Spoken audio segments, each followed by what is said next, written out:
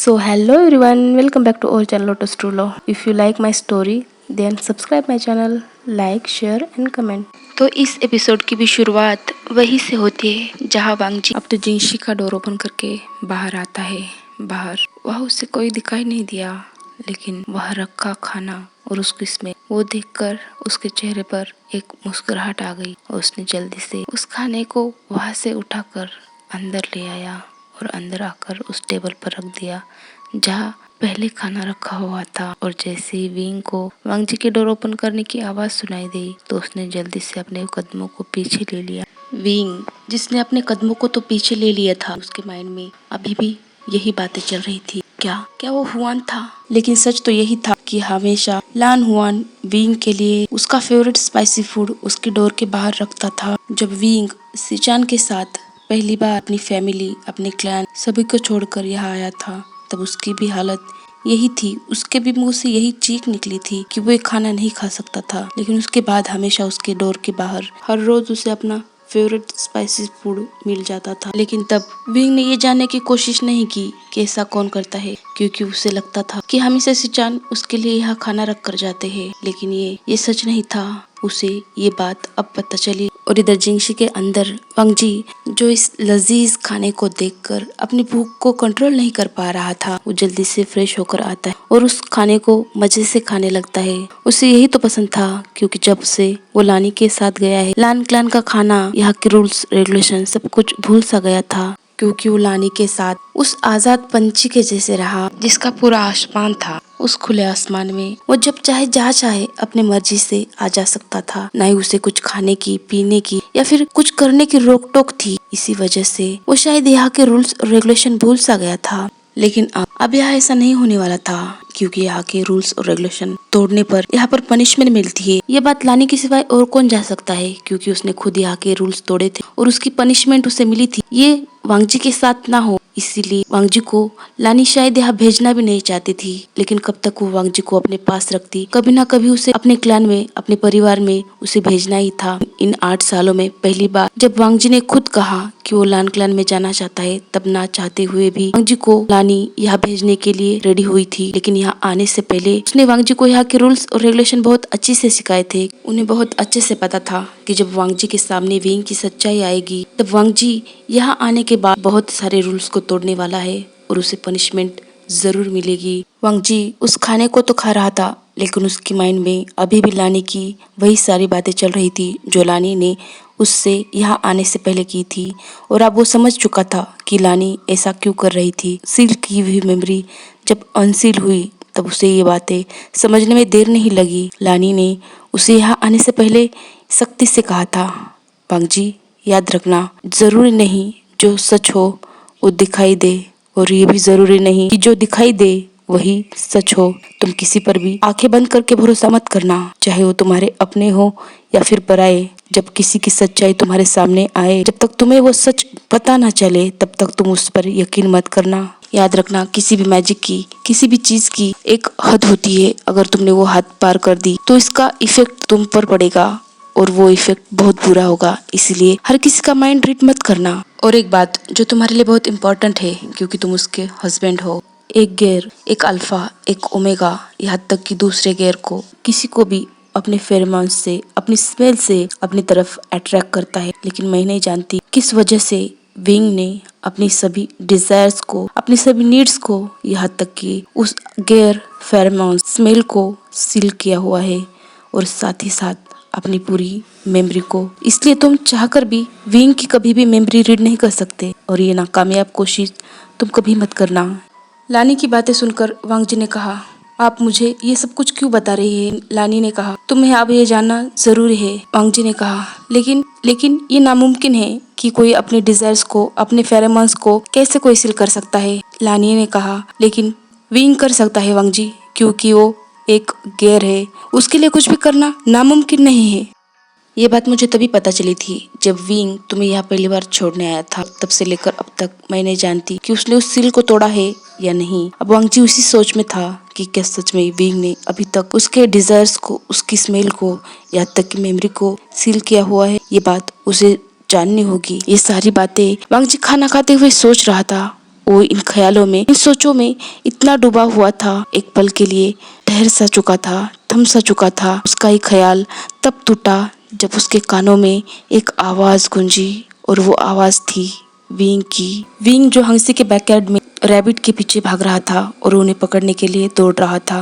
हंसी और जिंसी दोनों इतने करीब थे कि हंसी की आवाज जिंसी में इजीली सुनाई देती थी। हे लिटिल स्टबन, रुको, रुको ना लिटिल स्टबन, तुम भाग क्यों रहे हो? इस आवाज ने वांगजी की उन सोचों को तोड़ दिया। लिटिल स्टबन, यही यही नाम तो था जो विंग ने वांगजी को दिया था जब वो उससे पहली बार उस फॉरेस्ट में मिला था। यही नाम उसने पुकारा था। ये नाम वांगजी के कानों में पड़ते ही वो शॉक होते हुए खड़ा हुआ और गुस्से से कहने लगा, क्या क्या वो मुझे कह रहा है? लिटिल स्टबन, उसकी उसकी ये हिम्मत कि मुझे लिटिल स्टबन कहे। अब मैं बच्चा थोड़ी हूँ जो मुझे लिटिल स्टबन कह के पुकार रहा है। माना कि बचपन में मैं इसी नाम से वो मुझे पुकारता था, लेकिन अब मैं बड़ा हो चुका हूँ, लेकिन लगता है इसे सबक सिखाना तो पड़ेगा ही। ये कहकर वो जिंसी की बैकयार्ड में पहुंचा। वो एक कह ही रहा था, सुनो विवुशियान, तुम्हारी इतनी हिम्मत कि तुम अभी भी मुझे लिटिल स्टबन कहो? क्या तुम भूल गए हो मैं तुम्हारा आप क्या लगता हूँ? क्या तुम हम दोनों का रिलेशनशिप भूल चुके हो? वो इतनी ही बात अपने जुबान पर लाया था क्योंकि सामने बहुत ही क्यूट रैबिट के पीछे विंग भाग रहा था। दो रैबिट, एक ब्लैक और एक व्हाइट। वो उससे कह रहा था, रुको ना, रुको लिटिल स्टबन, तुम मुझे कितना परेशान करते हो। सुनो, रुक जाओ तुम दोनों, भागो मत। बाओ, तुम दौड़ क्यों रहे हो? भागो मत, नहीं तो मैं तुम्हें आज रात का खाना नहीं दूंगा। सुना तुम दोनों ने? इतना सुनते ही ब्लैक रैबिट था वो रुक सा गया और विंग जोर जोर से हंसने लगा और हंसते हुए कहने लगा, भुक्कड़, तुम तो बिल्कुल बाव के जैसे हो। बाव भी खाने के लिए हर बात मान जाता था, पर वो लिटिल स्टबन उस नक्शे जैसा बिल्कुल नहीं है। इतना सुनते ही जो व्हाइट रैबिट आगे था वो विंग के पास दौड़ते हुए आया और विंग ने उसे अपने हाथों में उठाया और उससे कहता है, तुम लिटिल स्टबन उस नक्चड़े जैसे बिल्कुल नहीं हो। लिटिल स्टबन नक्चड़ा मेरी कुछ भी बात नहीं सुनता था। ये सुनकर वांगजी अपनी नाक टेढ़ी करते हुए कहने लगा, नक्चड़ा? क्या मैं किसी के नाक पर चढ़ता हूँ? ये क्या बात हुई? पगलेट कहीं का, अभी तक नहीं सुधरा, अभी भी पागलों जैसी हरकतें करता है और खरगोश से बातें करता है। उसकी हिम्मत तो देखो, मेरा नाम उसने खरगोश को दिया और उस बाव के साथ जोड़ रहा है। बाव जो विंग का पसंदीदा रैबिट था, वो उसके साथ हमेशा रहता था। बचपन से उसके फादर ने जब उसे बाव को दिया था तो कहा था कि तुम्हारा लिटिल ब्रदर जैसा है, तुम इसका ख्याल रखना, हमेशा उसे अपने साथ रखना, खुद से दूर मत करना। तब विंग ने अपने फादर को प्रॉमिस किया था कि हाँ फादर, मैं कभी भी बाव को अपने से दूर नहीं करूँगा और हर वक्त उसके साथ रहूँगा, उसकी हिफाजत करूँगा। लेकिन कहते हैं ना, वक्त को बदलते देर नहीं लगती। जो बाव विंग से दूर नहीं रह सकता था, जो विंग बाव से दूर नहीं रह सकता था, वो बाव आज विंग के पास नहीं बल्कि वी क्लैन में है। विंग चाहकर भी उसे यहाँ लान क्लैन में नहीं ला सकता था। उसे बाव की बहुत याद आती थी। जब उसे यहाँ आने के बाद बिल्कुल बाव के जैसा एक ब्लैक रैबिट दिखा तो उसने उसका नाम बाव रखा था और हमेशा उसे अपने पास रखा था। और व्हाइट रैबिट जब उसने पहली बार वांगजी को ये गिफ्ट भेजा था, तब वांगजी ने इस व्हाइट रैबिट को रिटर्न किया था, तो विंग ने इसी व्हाइट रैबिट का नाम लिटिल स्टबन रखा हुआ था और वो उन दोनों को हमेशा अपने हंसी में रखता था। इस नाम के साथ साथ विंग की बहुत सारी ब्यूटीफुल मेमोरी थी जो छोटे वांगजी और अपने क्लैन की थी। Back to story. विंग अब दोनों रैबिट को अपने पास लेकर बैठा था उस छोटी सी तालाब के पास, जिसमें बहुत डिफरेंट कलर की फिशेस थी और उसके चारों ओर रंग बिरंगी फ्लावर्स लगे हुए थे। विंग को उस तालाब के पास बैठा देख वांगजी, जो विंग को कुछ कहने वाला था, वो एक गहरी सोच में डूब गया, क्योंकि ये तालाब उसी ने तो बनाया था सिचान के साथ मिलकर विंग को सरप्राइज देने के लिए। इतने सालों बाद आज वो उस तालाब को इस हंसी के बैकयार्ड में देख रहा था अपनी आंखों के सामने। अब स्टोरी फ्लैशबैक में जाती है, जब लाख कोशिशों के बाद कुरेन विंग और सिचान की शादी के लिए मान गए थे, तो लान क्लैन का एक रिचुअल था। मैरिज के पहले कल्टीवेशन पार्टनर एक दूसरे को नहीं मिल सकते थे जब तक उनकी मैरिज ना हो जाए। और विंग तो यहाँ अकेला था, न ही उसकी फैमिली, न ही कोई अपना यहाँ मौजूद था। तो वो कहा जाता सिचान के पीछे पीछे अपने क्लैन, अपने फैमिली, वो सब कुछ छोड़कर वो यहाँ आया था। चेंग जो सिचान के बेस्ट फ्रेंड थे, इस वजह से सिचान ने विंग को 1 महीने पहले ही चेंग के साथ उसके क्लैन में भेज दिया था। इन 1 महीनों में विंग मानो सिचान को और लान क्लैन को पूरी तरह से भूल चुका था, क्योंकि वो वहाँ चेंग की फैमिली को पूरी तरह से अपना चुका था। चेंग की मदर और फादर उसे अपने बेटे के जैसे मान चुके थे। यान ली जो उसे अपने ब्रदर से ज्यादा प्यार करती थी, इस 1 महीने में उसने उन सभी का दिल जीत लिया था। मानो वो उसकी फैमिली हो, उसके अपने हो, उसके अपने मदर और फादर और सिस्टर हो, वो पूरी फैमिली को पूरी तरह से अपना मान चुका था। इन 1 महीनों में उसकी लाइफ पूरी तरह से बदल चुकी थी। इसी वजह से उसकी मैरिज की पूरी रिचुअल विंग ने जियांग फिंगम्यान और मैडम यू से करवाई थी अपने पेरेंट्स के तौर पर। और इस 1 महीने में सिचान और वांगजी उनको सरप्राइज देने के लिए इस काम में जुटे हुए थे कि वो हांगशी के बैकयार्ड में एक छोटा सा तालाब बना रहे थे, जिसमें वो लोटस के फ्लावर उगाना चाहते थे। सिचान जानते थे कि विंग को लोटस बहुत पसंद है, इस वजह से उन्होंने 1 महीनों में उस तालाब में कई बार लोटस उगाने की कोशिश की, लेकिन हर बार वो नाकामयाब रहे। हारकर जब वो बैठ चुके थे, तब वांगजी ने कहा था, ब्रदर क्यों ना हम इस तालाब में कुछ फिशेस डाले और फ्लावर लगा ले। वांगजी की बात मानकर सिचान ने उस तालाब में डिफरेंट कलर की फिशेस डाल दी थी और उसके अराउंड बहुत ही ब्यूटीफुल फ्लावर्स लगा दिए थे। लेकिन कहीं ना कहीं सिचान इस बात से सैड थे कि वो विंग के फेवरेट लोटस के पौधे यहाँ नहीं लगा पाए थे, और ये सैडनेस उनकी आंखों में, उनके चेहरे पर झलक रही थी, जिसे देखकर वांगजी ने कहा, ब्रदर आप सैड मत होना, जब मैं बड़ा हो जाऊंगा ना, तब मैं वी फॉरेस्ट से बहुत सारे लोटस के फ्लावर्स और ट्री को यहाँ ले आऊंगा और इस बैकयार्ड में जरूर लगा दूंगा, प्रॉमिस ब्रदर। इस बात पर सिचान मुस्कुरा रहे थे और मुस्कुराकर वांगजी की तरफ देख रहे थे। अब स्टोरी प्रेजेंट में आती है, जहाँ वांगजी खुद से ही विंग की तरफ देखते हुए कह रहा था, ब्रदर मैं आपका हर दिया हुआ प्रॉमिस निभाऊंगा, सिवाय एक के मैं इस वी वुशियान को अपने लान क्लैन में कभी नहीं रहने दूंगा, जिसने आज तक उसकी सच्चाई सभी से छुपा कर रखी। मैं इसे बहुत जल्द इस क्लैन से बाहर कर दूंगा। यही सोचते हुए वो गुस्से से विंग की तरफ देख रहा था। वो विंग से कुछ कहना चाहता था, पर विंग की मुस्कुराहट देखकर वो अपने शब्दों को जबान पर नहीं लाया। उसका हंसता हुआ चेहरा, उसके खुले बाल जो उसके आंखों के सामने उसके चेहरे पर आ रहे थे और उसकी सुंदरता को बढ़ा रहे थे, उसे देखकर वांगजी मानो खो सा गया था। लेकिन तभी वांगजी के आंखों के सामने आज सुबह जो हुआ वो सब आया। जब वी फॉरेस्ट में विंग नी के साथ था, तो अचानक उसके बाल खुल गए थे और नी ने उसके बालों को संवारते हुए कहा था, विंग तुम खुले बालों में और भी ज़्यादा ब्यूटीफुल लगते हो, इतना कि कोई तुम पर से नजर नहीं हटा सकता था। ये सुनकर वांगजी को उस वक्त गुस्सा तो बहुत आया था और साथ ही वो जेलस भी था, लेकिन अब वो खुद बड़बड़ा रहा था। सच ही कहा था उस नी हुसैन ने कि तुम खुले बालों में और भी ज़्यादा ब्यूटीफुल लगते हो विंग, ये बात सच ही तो है।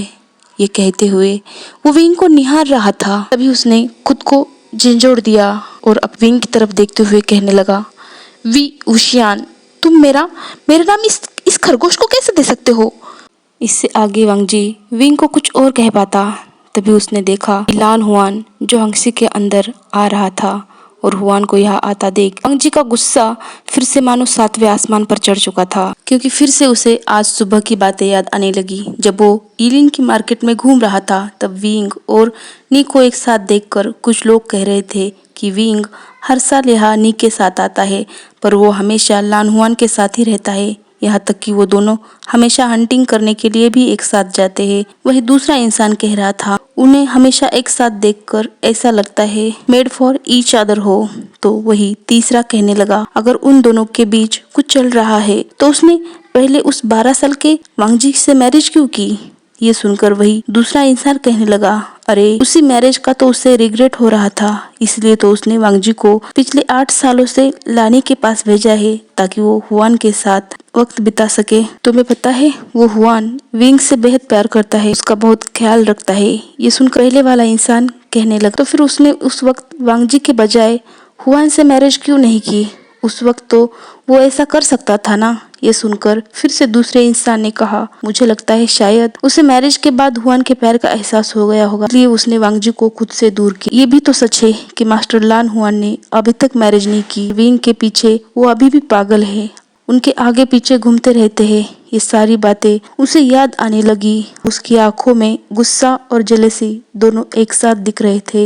लेकिन अचानक वांगजी के माइंड में ना जाने क्या शरारत सूझी। वो एक ईविल और क्रीपी स्माइल के साथ हुआन की तरफ देखने लगा और वो बिना सोचे समझे जिंगशी के बैकयार्ड से डायरेक्ट हंगसी की बैकयार्ड में छलांग लगाकर विंग के सामने खड़ा हो गया, जिसे अचानक अपने सामने खड़ा देख विंग खुद हैरान होकर खड़ा हो गया और हैरानी से वांगजी की तरफ देखने लगा। विंग कुछ समझ पाता इससे पहले वांगजी ने विंग का हाथ खींचकर उसे अपने करीब कर लिया और विंग को टाइटली हग किया। इस शॉक विंग के हाथों में जो व्हाइट रैबिट था, लिटिल स्टब्बन था, वो धड़ाम से नीचे गिर गया और वो रैबिट वांगजी की तरफ अपने दांत पीसते हुए देखने लगा, मानो वो कहना चाहता हो, सच में मास्टर लान विंग ने सच कहा था कि ये लिटिल स्टब्बन है और ये हमेशा से आफत की पुड़िया ही रहा है। वांगजी उसे कुछ फर्क ही ना पड़ा हो उस आवाज से। विंग को टाइटली हक करते हुए कहने लगा, ओफो, मैंने भी तुम्हें बहुत मिस किया, बहुत बहुत मिस किया डियर हस्बैंड। मुझे भी तुम्हारी बहुत याद आती थी, ऐसे तुम्हें मेरी हर रोज याद आती थी। I miss you so much my dear husband. ऐसा कहकर वांगजी विंग के सामने ऐसा खड़ा हो गया मानो वो विंग को किस कर रहा हो। लेकिन ऐसा करने से उसने विंग को खुद के बहुत करीब कर लिया था, इतना कि विंग की सांसें उसे अपने चेहरे पर महसूस हो रही थी और विंग को अपने इतना करीब देख का हार्ट मानो फ्लिटर कर रहा था। उसकी सांसें थम सी गई थी, उसके स्टमक में बटरफ्लाई उड़ने लगी थी। वो अट्रैक्ट हो रहा था विंग की सॉफ्ट और रोजी होठों को देखकर। ऐसा लग रहा था मानो वो अभी विंग को किस कर लेगा, लेकिन विंग ऐसे सडनली रिएक्शन से स्टोन बनकर खड़ा हो गया था। हुआन जो हंसी से अंदर बैकयार्ड में आ चुका था, वो वांगजी को विंग के इतना करीब देखकर जोर से कहने लगा, ये तुम क्या कर रहे हो? हुआन की आवाज सुनकर अब कहीं विंग अपने होश में आ गया और उसने वांगजी को खुद से दूर पुश कर दिया। अब विंग गुस्से से वांगजी को अपनी उंगली दिखाकर उसकी तरफ आगे जा रहा था। उसे अपनी तरफ आते देख वांगजी अपने कदमों को पीछे ले जा रहा था। विंग ने उसे अपनी फिंगर पॉइंट करते हुए कहा, तुम लिटिल स्टब्बन। ये सुनकर जो व्हाइट रैबिट था वो विंग और वांगजी के बीच आकर खड़ा हो गया और विंग को प्यार भरी नजरों से देखने लगा। लेकिन उसे क्या पता था उसके ऐसा करने से उसे अगले ही पल डांट पड़ेगी। विंग ने उसकी तरफ देखकर कहा, मैंने तुमसे नहीं कहा था, मैं तुम्हें नहीं कह रहा था, मैं तो इस नकचरे को कह रहा हूँ। तुम बीच में क्यों आए? बेचारा रैबिट, उसे तो लगा था कि विंग उसकी केयर करेगा क्योंकि वो अभी तो नीचे गिरा था, लेकिन इसका उल्टा हुआ और उसे पूछेगा तो कहीं चोट तो नहीं लगी, ये पूछेगा। लेकिन उसका तो विंग ने मानो पोपट ही बना दिया, जिससे वो उन दोनों के बीच में से हट गया। ये सुनकर वांगजी उस रैबिट को जीभ दिखा रहा था, या फिर यूं कहो कि वो उसे चिढ़ा रहा था। देखा, ये मेरा नाम है और वो मुझे कह रहा है, तुम्हें नहीं। जैसे वांगजी की माइंड में ये बात खटकी, नक चढ़ा। वो अब विंग की तरफ अपनी फिंगर पॉइंट करते हुए कहने लगा, उसकी तरफ आगे अपने कदमों को बढ़ा रहा था। अब विंग अपने कदमों को पीछे ले जा रहा था। अब वांगजी ने विंग से गुस्से से कहा, तुम मुझे नकचढ़ा कैसे कह सकते हो? क्यों नहीं कह सकता? ये विंग ने कहा, तुम तो हो ही लिटिल स्टब्बन, नकचढ़े, आफत की पुड़िया, एरोगेंट, इरिटेटेड और हाँ खड़ूस भी।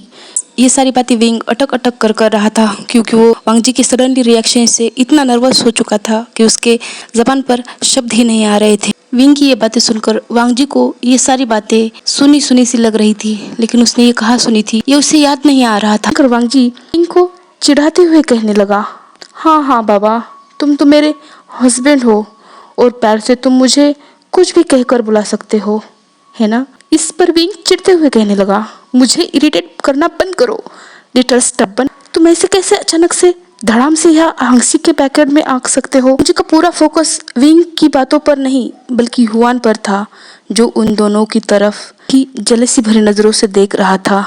और कुछ ऐसे ही आंखों ही आंखों में वांग जी हुआन को वार्न कर रहा था कि वो विंग का हस्बैंड है, वही विंग को अपने करीब कर सकता है, उसे छू सकता है, मानो वो हुआन को वार्न कर रहा हो कि विंग उससे बिलोंग करता है। वांग जी को खुद में ही खोया देख विंग गुस्से से कहने लगा, तुम्हारी हिम्मत कैसे मेरे मेरे इतने करीब आने की। विंग की बातें सुनकर वांग जी दोबारा हुआन की तरफ देखकर उसे चिढ़ाते हुए कहने लगा, अच्छा बाबा सॉरी, आगे से मैं तुम्हें पूछकर तुम्हारे कहने पर तुम्हें किस करूंगा। आप तो ठीक है ना माय डियर हस्बैंड। ये सुनकर विंग विंग हड़बड़ाते हुए कहने लगा, क्या क्या कहा तुमने? किसने किसने किस किया, कब किया, क्यों किया, कहा किया, मुझे मुझे क्यों पता नहीं चला। वांग जी मुस्कुराते हुए कहने लगा, अब मैं चलता हूँ माय डियर हस्बैंड, मुझे रेडी भी तो होना है ना सभी से मिलने के लिए। तो तुम नहीं चाहोगे ना कि तुम्हारा हस्बैंड अगली दिखे, इसलिए मुझे बहुत अच्छे से रेडी होकर आना होगा। तुम यही चाहते होंगे ना कि सब कहे मास्टर विंग का हस्बैंड कितना ब्यूटीफुल है ना। Okay bye bye my dear husband. Wang ji इतना कहकर फिर से हांगसी की बैकयार्ड से जिंगसी के बैकयार्ड में कूद गया और कूदते फांदते बिल्कुल बंदरों के जैसे हांगसी के अंदर चला गया। वांग जी की इसी चाइल्डिश हरकतों को देखकर पीछे विंग उस पर चिल्ला रहा था, हे रुको, तुम मुझे पहले जैसा फिर से बेवकूफ बना रहे हो है ना। लिटिल स्टबन रुक जाओ, वापस आओ, ऐसा कूद कर यहाँ क्यों आए थे ये तो बता दो। रुको लिटिल स्टबन। ऐसा कहकर विंग अपने सर को पकड़कर नीचे बैठ गया और खुद से ही कहने लगा, ये लिटिल स्टबन सुबह तो मुझ पर बरस रहा था, मुझ पर गुस्सा कर रहा था, मुझसे नाराज था, और अभी ये क्या कर रहा था। इसका मतलब ये अभी तक नहीं सुधरा है। हे भगवान, ये आफत की पुड़िया अभी भी पहले जैसे ही है, बिल्कुल शरारती। अब मैं क्या करूं। विंग को खुद से ही बातें करता देख हुआन, जो पीछे अब तक सब कुछ चुपचाप सुन रहा था और देख रहा था, वो विंग से बोला, विंग आज के फंक्शन के लिए तुमने जो भी कहा था वो सारी तैयारियां मैंने कर दी है। ये सुनकर विंग अपनी जगह पर खड़ा हो गया। हुआन को जवाब दिए बिना हांगसी के अंदर चला गया। हुआन भी अंदर आया। इधर जिंगशी का कुछ नजारा ही बदला हुआ था, क्योंकि वांग जी इतना खुश हो रहा था वो कोई बड़ा युद्ध जीत कर आया हो, या फिर यूं कहो कि उसे लग रहा था उसने हुआन पर एक बहुत बड़ी जीत हासिल कर ली हो, और वो जिंगशी में खुशी से टहल रहा था। तभी उसकी नजर उन व्हाइट लोटस पर गई जो वो विंग के लिए लाया था। न जाने क्या सोचकर उन व्हाइट लोटस को वांग जी ने अपने हाथों में लिया और वो अपने कदमों को फिर से उस तालाब की तरफ ले जाने लगा। वहां आकर कुछ देर उन फिशेस को देखने लगा। अपने मैजिक से उसी तालाब में उसने उन व्हाइट लोटस को लगा दिया, लेकिन उसे क्या पता ऐसा करना उसके लिए कितना बुरा साबित होने वाला है। कुछ देर बाद वो उन फ्लावरों को वहां लगाने में कामयाब हुआ ही था कि तभी उसने हुआन और विंग की आवाज हांगसी से आती हुई सुनी, जिसे सुनकर वो उस आवाज की तरफ गया। अंदर विंग और हुआन बातें कर रहे थे, जो बातें सुनने के लिए वांग जी वही खड़ा हो गया। हुआन ने विंग से कहा, सभी गेस्ट को रहने के लिए कमरे सजेशन किए थे, मैंने वही कमरे उन सभी को दिए हैं। बहुत सारे क्लैन लीडर्स आ चुके हैं, बस नी क्लैन बाकी है। ये नाम सुनकर मानो वांग जी के तन बदन में फिर से आग लग गई। नी, वो पहले से ही इस हुआन से परेशान है और उस पर वो नी का बच्चा। आने दो उसे, अब तो मैं ऐसा सबक सिखाऊंगा कि वो पूरी जिंदगी भर मुझे नहीं भूल सकेगा। लेकिन हुआन की ये बातें सुनकर विंग ने न ही हुआन की तरफ देखा और न ही उसे कुछ रिस्पांस दिया। फिर भी हुआन विंग की तरफ प्यार भरी नज़रों से देख रहा था और वो विंग से कहता है, विंग जल्दी से रेडी होकर मेन हॉल में आ जाना। आज पहली बार वांग जी को सभी देखने वाले हैं। वांग जी उन सभी से मिलने वाला है और आज ही शायद फादर उसे लान क्लान का लीडर घोषित भी कर देंगे। तुम अच्छे से रेडी होकर आ जाना मेन हॉल में, मैं वही तुम्हारा इंतज़ार कर रहा हूँ। इतना कहकर वो वही विंग का जवाब सुनने के लिए खड़ा रहा। उस पर विंग ने उसे बिना देखते हुए कहा, क्या कुछ और कहना बाकी है? अगर नहीं तो आप यहाँ से जा सकते हैं। ये सुनकर हुआन वहाँ से चला तो गया, लेकिन विंग का ये जवाब सुनकर वांग जी मन ही मन खुश हो रहा था। विंग इस हुआन को घास भी नहीं देता, बल्कि ये हुआन पिछले 8 सालों से वांग जी के पीछे पागल है। इसी वजह से उसने अब तक शादी भी नहीं की। यही वांग जी के माइंड में चल रहा था। हुआन के वहां से जाते ही विंग उस व्हाइट रैबिट से कहने लगा, क्लैन लीडर क्या उसे क्लैन लीडर बनाना सही होगा? बोलो बोलो ना लिटिल स्टबन। ये सुनकर वांग जी की खुशी मानो कहीं चकनाचूर हो गई थी, या फिर उसकी खुशी मानो कहीं किसी ने चुरा ली थी, और वो गुस्से से विंग की तरफ देखते हुए कहने लगा, क्या कहा वी वुशियान? ये आवाज सुनकर विंग वांग जी की तरफ देखते हुए कहने लगा, क्या तुम हर किसी के साथ ऐसा ही करते हो? उन्हें इग्नोर करके अपने प्यार में डालना और हर किसी के दिल से खेलते हो। सो हेलो एवरीवन, कैसा लगा आज का ये पार्ट? आई होप अच्छा लगा हो। तो मिलते हैं नेक्स्ट पार्ट में, तब तक अपना ख्याल रखना। Bye bye.